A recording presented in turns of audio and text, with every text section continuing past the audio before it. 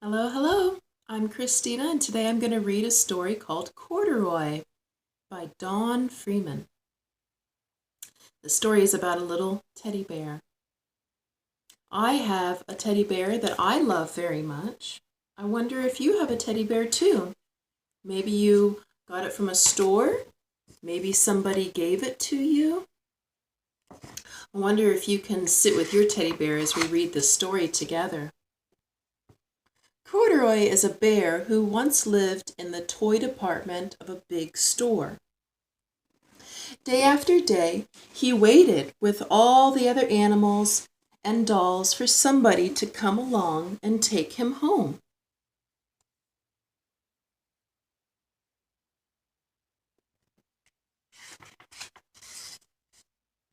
The store was always filled with the shoppers buying all sorts of things, but no one ever seemed to want a small bear in green overalls. You can see him right there in the midst of all these other toys. Then one morning a little girl stopped and looked straight into Corduroy's bright eyes. "Oh, Mommy," she said, "look, there's the very bear I've always wanted." "Not today, dear," her mother sighed. "I've spent too much already. Besides, he doesn't look new. He's lost the button to one of his shoulder straps."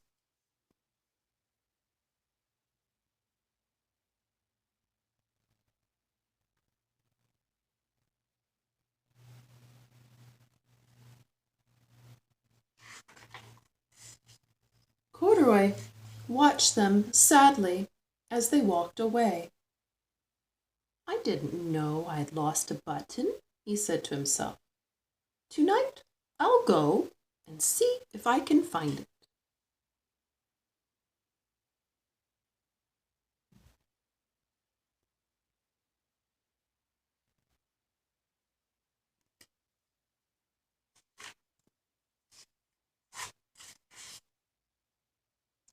Late that evening, when all the shoppers had gone and the doors were shut and locked, Corduroy climbed carefully down from his shelf and began searching everywhere on the floor for his lost button.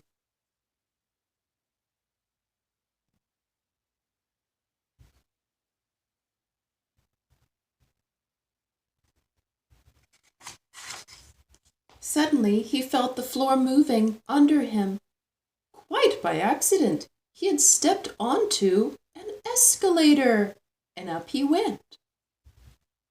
Could this be a mountain? He wondered. I think I've always wanted to climb a mountain.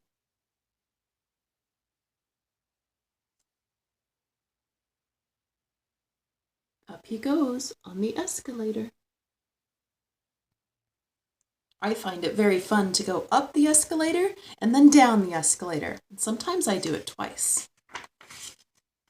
He stepped off the escalator as it reached the next floor, and there, before his eyes, was a most amazing sight.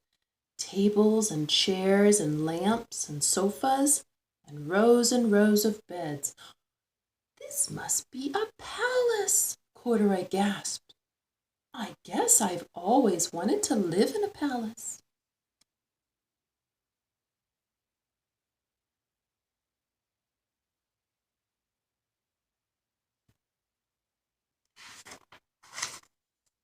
He wandered around admiring the furniture.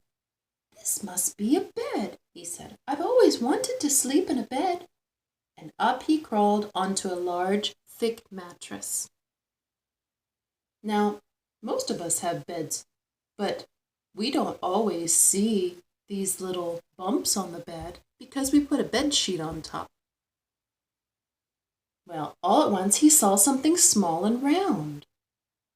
"Why, here's my button!" he cried, and he tried to pick it up, but like all the other buttons on the mattress, it was tied down tight.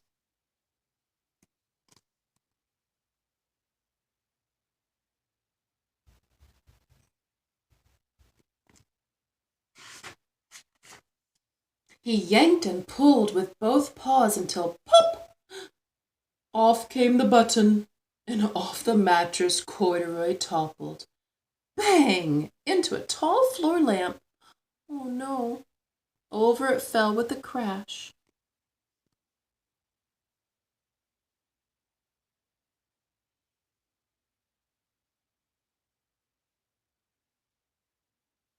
Oh, poor bear.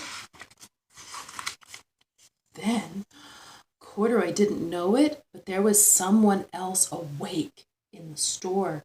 It was the night watchman. He was going on his rounds on the floor above when he heard the crash, and he came dashing down the escalator. "Now, who in the world did that?" he exclaimed. "Somebody must be hiding around here." And look, he's shining his flashlight and he's searching.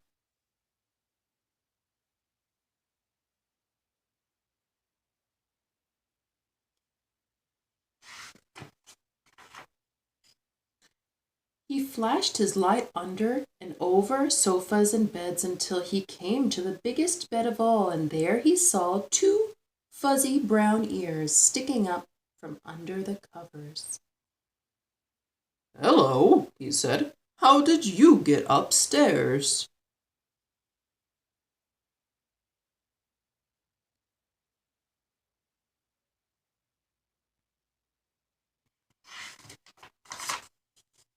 The watchman tucked Corduroy under his arm and carried him down the escalator and set him on the shelf in the toy department with the other animals and dolls.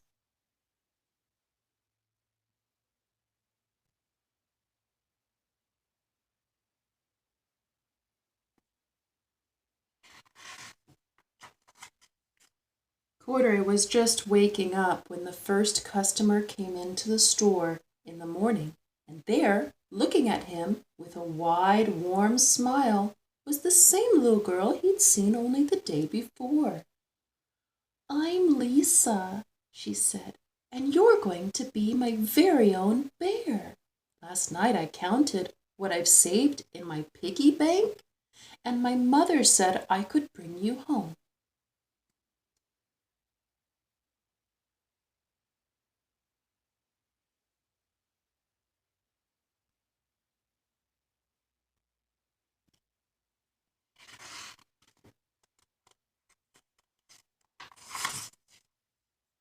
"Shall I put him in a box for you?" said the saleslady. "No, thank you," Lisa answered, and she carried Corduroy home in her arms. She ran all the way up 4 flights of stairs into her family's apartment and straight to her own room.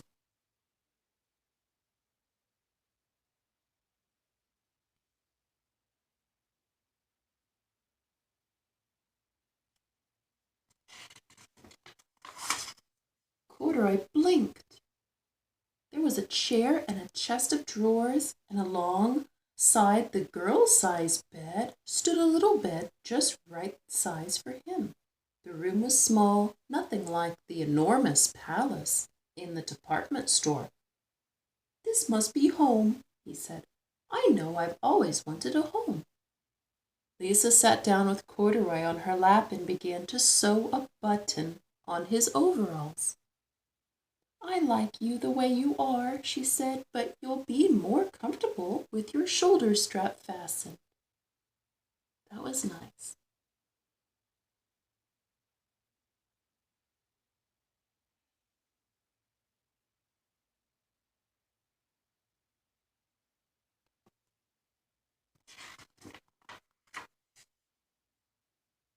"You must be a friend," said Corduroy. "I've always wanted a friend."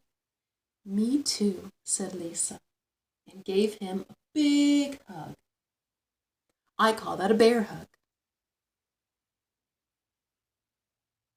Big, big hugs. This book was called Corduroy. Thank you for letting me read it to you. I hope you have a wonderful day, and I'll see you again.